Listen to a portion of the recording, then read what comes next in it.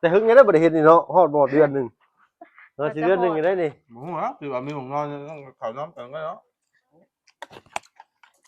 ผ้าห่มมันใครได้จังมีผ้าห่มให้ลาวมาเมื่อคืนนี่ก็ได้อ้าวพากันไปซ้ายนั่น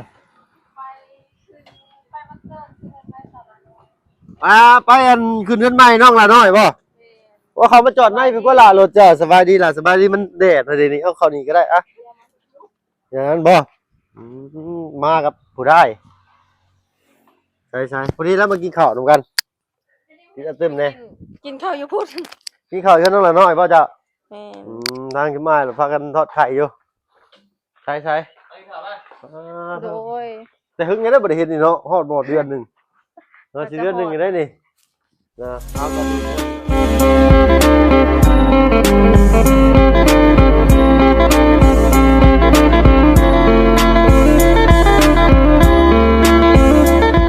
ทายเนาะกับทักทายสบายดี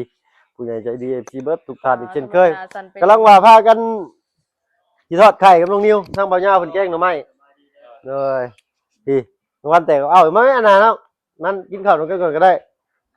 บ่เป็นยังแล้วก็ไปกินข้าวที่เพื่อนนั่นเองเนาะไปประเชิญกันกินข้าวแต่พี่ไปฮอดพูดเราบ่ได้กินข้าวอีกจังได๋อ้าวกินคือเก่าจะไปกินอยู่เพื่อนโมมี่กินเล่มีไม่ได้บ่มีหาท้องไว้อย่างดีไปเพื่อนเลยมึงย่อเขาจะให้ที่ไหน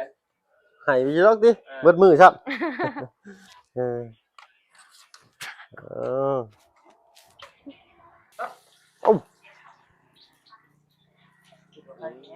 เว้ยมันบูบูบาดซั่นติ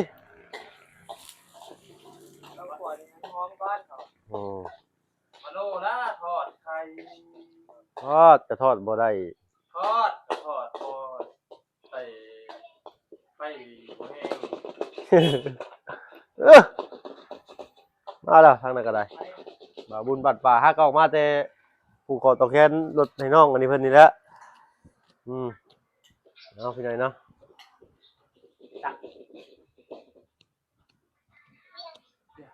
เจ้ากินฮอดลูกมาเจ้ากันเนาะคือกันเนาะเลยสบายดีทางบ่าวบุญไปขึ้นเฮือนไม้ซาละน้อยทางบ่าวยาวพี่หน่อยเนาะ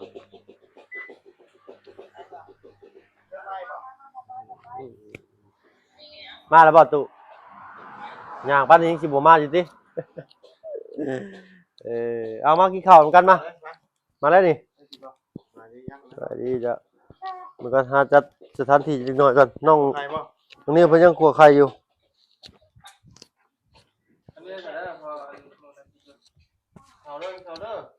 มาลงว่ามากินข้าวเด้อขอตักอีกก่อน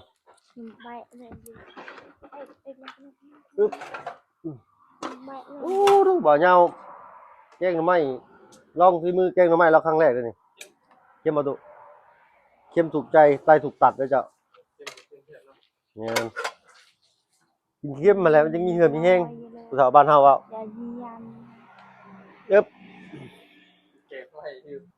มากินข้าวมันก็ก่อนเนาะขลำเด้อเจ้าขลำเด้อบาดนี้เอาให้เจ้าบาดนี้ขลำเด้อมาแม่น่ะก็ได้น้องฝ้าวสิไปส่งมวลไปสาวหัวยนอ๋อโอเคซะเนาะหมู่รอสิพาไปบ่เป็นหยังล่ะขอบใจหลายๆจะสิมาแวะมาเวียนเล่นกันเด้อโดยโอเคแล้วรับชิมแล้วเนาะเก่งหน่อไม้ได้อีสู่รับชิมติไปถ่ายเก่งให้ถ่ายไปเชิญมาน้องบุญภาพไปเอากินก่อนวันนึงเอาสาวรับได้เจ้าล้างมือก่อนบองแกตะบองบ่แกตะบองบ่แม่นเด้แกตะบองบังแกตะบองมาได้ใช้เอกนี่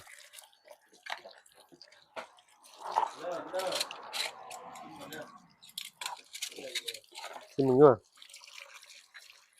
cho đi đấy đi đấy nó còn cho đấy kèn thằng này đó hả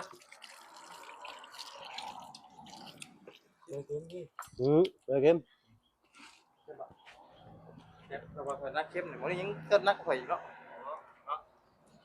bữa đi game nữa là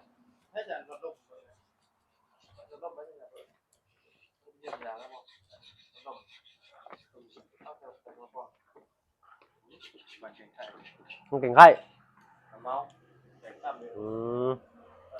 พูดไปเลย มากินข้าวก่อน เราถึงก้นกะอย่าไปยอมแม่ ไปส่งแม่วะคนบ้านเก่งไข่ประตู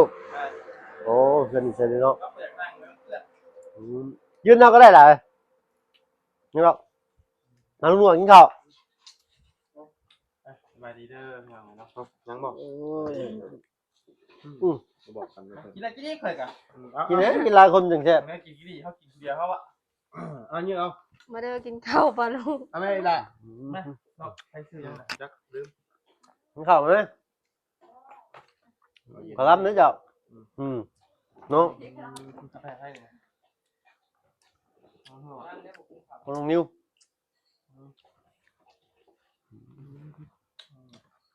เยอะนะไม่ได้เอา phải đúng rồi anh khảo ha ไปฉีด มาแล้วขอบใจเด้อ rồiพอบอกขอรับหน่อยนะกับบทที่น้องไปได้ไปนอนนะ เพราะว่า น้อง หมู่น้องฟ้าเราสิไปสังหัว น้องเป็นผ้าเฮากับผ้ากันนะอันไม้เฮาก็ลามาโอเคขอบใจเด้อเดี๋ยวแวะเวียนเล่นโดยแหละตั้งแต่กับพ่อกันพูดแหละเนาะว่าแล้วเรียกงานหมดแล้วบ่ได้ไปดอกสิมานะเหนื่อยแต่สิได้ไปคือเก่าแล้วตัวเนาะ นี่บ่หูเลยนี่บ่ได้ปานใดนะ อะไรมาได้มันหนวด เนาะกินยาแล้วก็ออกไป บ่ได้ถือกดมานำบ่ได้ย่างห่วนอยู่ห้วยหายได้บาดนี้ครับไม่เจ้า ทำไหม ครับไม่เจ้า ว่าอยู่แล้วไปว่าไปบุกแล้วกินเขาอยู่บ้าน เข้าใจแล้ว ไ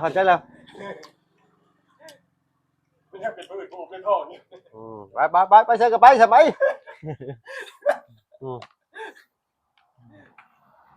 ไม่หนวดประมาณอ่อนดีเนาะก็ใบก็ใช่ทั้งหมดเอา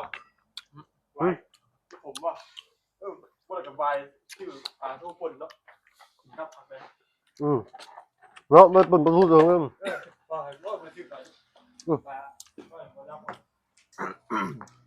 ขออนุญาตนั่งกับขักเด้อบลุงเด้อแล้วได้กินข้าวดูกันบลุงเฮาบาทนี่ แกงไม่ก็ไก่ป่ะไก่ไม่เอ้า โอ้กระเจ้าลงพุ่นแล้วซะเนาะ เรื่อง หอมจวดไก่ลองจวด ไก่ยังเอาไก่มาแทนเนาะ เลย ต้องไก่มาแทนน้องแล้วนะมาให้ลุงเฮิมตัวนึงเอ้าเมื่อกี้พูดแล้วโอ้สบายดีนะ ดีจ้ะ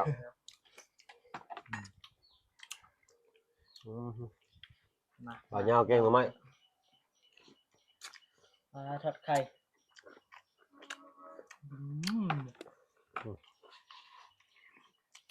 ดูฮะ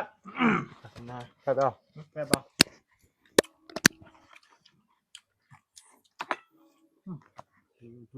แซ่บป่ะแซ่บแล้วเห็ดแซ่บบ่เพิ่งเห็ด emโอ้โห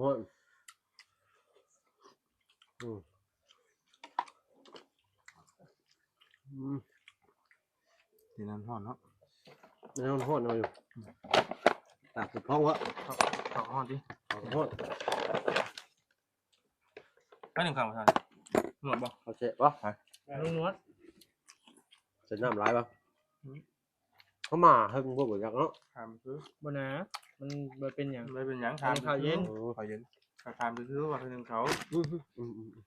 เขาตื่นสวยอ่ะตื่นมาหนึ่งเขาล้างเสร็จล้างจานเรียบร้อยแล้วครับ ว่า เคยไหมป่ะ ทำไมโอ้นอนตื่นสวยอย่างกระทากนี่เสียงนอนหนาวนะหนาวกัน ขามันจะเปลี่ยนไปเปลี่ยนมาอยู่ ครับเปิดพัดลมใจเฮา หนาวอยู่ป่ะเปิดพัดลมแบบ คิดแบบคือว่าห้อนนอนไม่ได้ดิเปิดคือว่าหนาว เอานอนไม่เชื่อ บ่ใส่เสื้อบ่ เสือมีอันเดียวหนูพี่เลยเนาะกระสิตัดเกินก็แล้วยัน นอนบอกเผื่อคนไม่เชื่อเลยนอนพืชกินกระเบื้องเย็นๆนะ เห็นเย็นดิ เนาะเย็นเขาตัก ดึงออกมาตู้อ่ะนี่ตู้อ่ะ แต่นี่นี่แค่นั้นเลยหมูเหรอคือว่ามีหมูนอนต้องเขานอนกันก็เนาะ พอผมมันใครแต่ยังมีพอผมไม่เล่ามาเมื่อคืนอีกเลย เสียกับเสียตัวนี้ตุ่มเอาอยู่อ่ะ หนาว เอา เมื่อคื เย็ น นกระเบื้องนี่ เม็ดแล้ว แล้วข้างหลังมันปิดกระเบื้องแล้วเสียนอน เฮาก็มีผ้าห่มพื้นหนึงอยู่ในรถ บ่ นี่เนาะ นอนตัวแรงหมดแล้ว หัวนอนเถอะก็ได้ว่าไม่สามารถมันนอนได้ ว่า นี่คือเรื่องครับบุคักดิ ว่าจะมันเย็นหนาวเลย เสื้อตู้แรงมือแรงมีอยู่ผ้าห่ม โลกเห็นหมูเงียบอยู่เนาะก็นอนเฉยได้ พระเจ้าบอกว่าบ่เนาะเขานอนอยู่มาบ่ได้นี่ เราบ่ให้เนาะ เอาไปแล้ว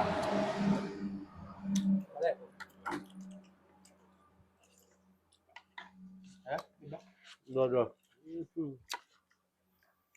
น้องพักก้นก็เบื่อ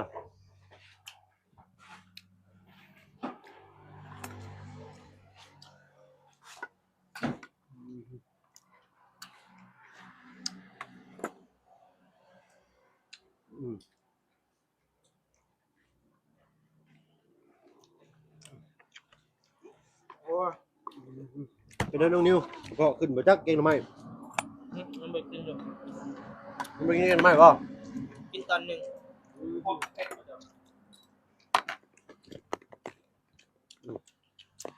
โรคกระเพาะเป็นโรคปากเสี้ยนอยู่ที่ไหน หมดกินจะแพทย์หน่อยดิ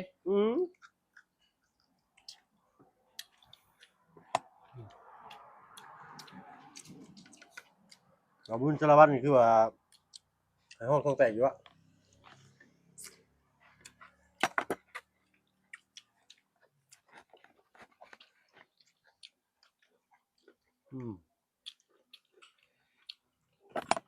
แทบเขาหลายคนอยู่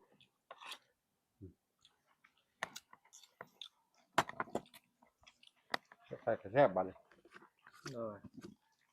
ถ้าได้ช่วยข่าวแซ่บป่ะ แทบเงา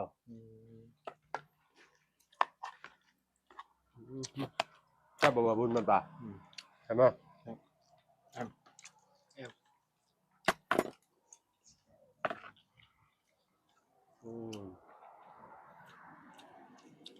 จ้าพระเจ้าคือว่าบางอย่างประกาศหาอันน้องขอโทษขออภัยพี่หน่อยเนาะมีอันเหตุโจรกรรมมันเกิดขึ้นเหตุโจรกรรมโจรกรรมส่งช้อนกันวะ ให้เอาส่งมาเข้าไปเลย การหาหมู่คู่เด้อไปเด้อลุงเฮิมเหรอ ต้องตัวเล็กคนหนึ่งเลย ลุงเฮิมไหมลูก ป้าไปใช้ ตัวเดียวก็รอเรื่องนั้น ตากอาหารมาเทียใช่ไหม เสียมาใส่รถผู้หิน ฟิวว่า คือถึงเวรเอาเนาะเดี๋ยวเรามาใหม่จ้ะ ปิวไม่เอาไปบ่ อยู่ไกลเท่านึง อายุของเรามันต่างมูของเราโมเมนต์นะที่หาจ้างคนของเขาแต่ละคนโมเมนต์เนาะ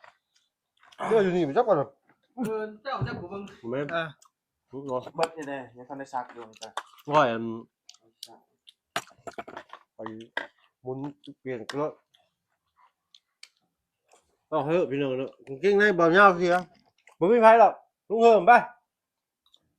ใจหายแล้วแน่ บ่เพราะว่าเสื้อลุงมันเสื้อลุงจันทร์ก็อยู่ในตะกร้าแล้วแล้วเป็นคนมักลืมลุงเฮิมอ่ะแล้วมักลืมได้มือหนึ่งจะละเจ็ดน้องเนี่ยปิ่นอยู่วะเถือบกับบ่ใช่บางเถือก็ได้ปะตีนเป่าพุ่มยางถือไปตึ้มวะ นี่นะ เฮ้ยมึงอิ่มบัดบ้าแล้วบ่ดิ ใส่รถเรือเจ้า ขอให้กี่อย่างหมูเนาะ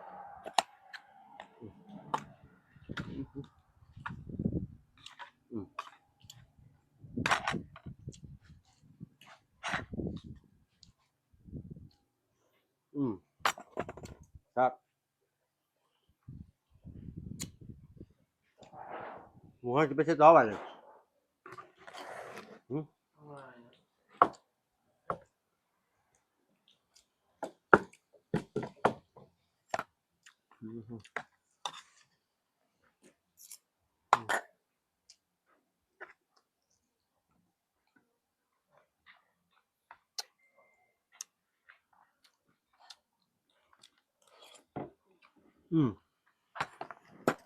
จักรที่ลุงกับเบอร์เรื่องเดี๋ยวเนาะ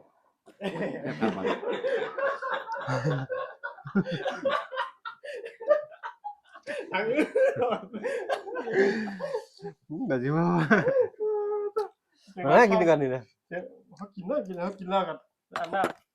เฮากินกินผู้เดียว อืม เว้ยแล้วผู้เดียวไป ว่านนี่ก็กินเพื่อข่อยว่านนี่ก็เลยเนี่ยมาให้กับเพิ่นเนาะ เสียงแล้วมาได้แบบพาไปกับผู้เห็น กินกับใบย่าแต่ว่าใบย่ากินอิ่มแล้ว อืม ได้กินอิ่มแล้วคนมาผลิตกำลังคนไปชื่อกันสภาชิโต อืมอืม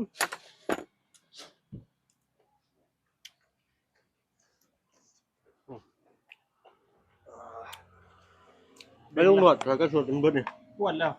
อืม อ้วนแล้ว มันหมักบวมเนาะรุ่นนี้เนาะ โอ้ยปีบายได้ อันนี้ได้อืม เอามัน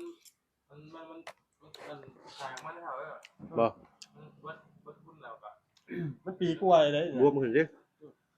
ตั้งแต่เขาเห็นทุกปีใหม่ อืมสักปีเจ้าเห็ดมาอยู่ ปีบาย ที่บ้านเนาะลุงหนวดแล้วเข้าก่อนค่อยเฮิงบ่ จังอาทิตย์หนึงบ่ เออ อืมโอ้ปีปลายตัวเนาะ ปีบายยังมันมีอย่างขึ้นมาอยู่ กันเดี๋ยวลุงเอ้ยก็ตัวไปเนี่ยว้าวเท่าเรื่องเนี่ยอืม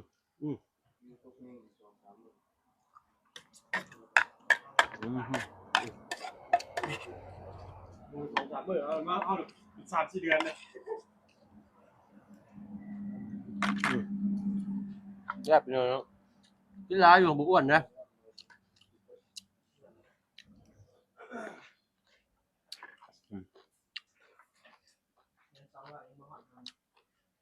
กินร้านแต่ว่า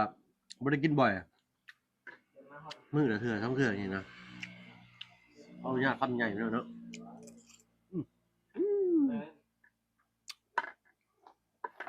ส่วนตัวนั้นเอาถ้วยยกขึ้นคือจีนกินนะ บ้า เอ้าเห็นว่าคนจีนกินน่ะ บ่ไหวจุแกงหน่อไม้ได้นี่บ่แม่นอันอื่นได้นี่ คนจีนมันกินมันยังยกถ้วยเลย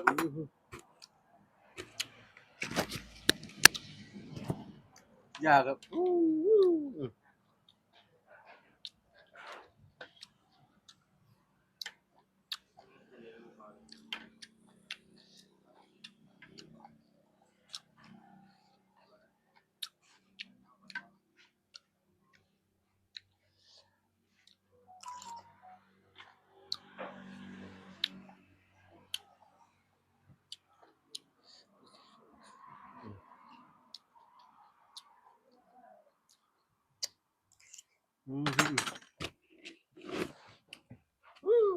แซ่บหรือบ่ยาวเว้ย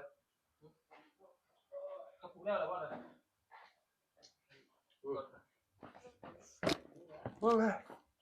ราเต็มที่ดิ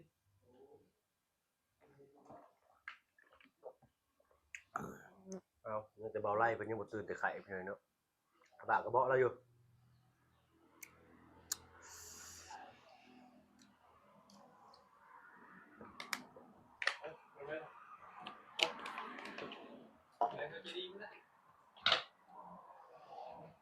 บ่ที่เลยเนาะ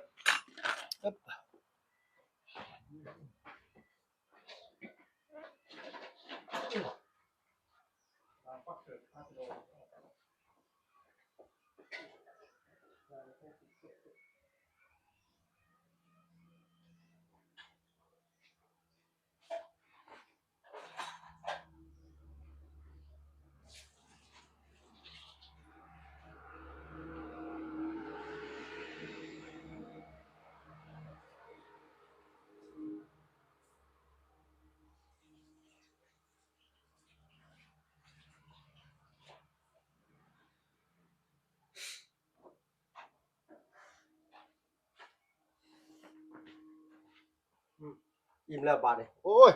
ขอบมุกขอบหอเบาเหย้าได้หลายเอาแกงหน่อไม้สู่กินไปเลยเนาะมื้อนี้แซ่บๆว่าบ่ได้กินแต่โดนเลยแกงหน่อไม้นี่ก็จนลืมถ้าบ่ได้เมื่อบ้านครับเฒ่าบ่ได้กินเลยไปเลยเนาะเพราะว่าแม่บ่เพิ่งเพิ่นว่าบ่เพิ่งมักแกงหน่อไม้มื้อใดคันสิเมื่อแล้วเพิ่นสิเตรียมไว้ท่าแล้วนะเดี๋ยวก็เก็บติ๊บเขาไปหน่อยเนาะถ้าไปตุ้ยเพิ่นว่าบ่ให้ตั้งไว้นอกเฮือนมันเป็นหยังบ่ลุงหนวด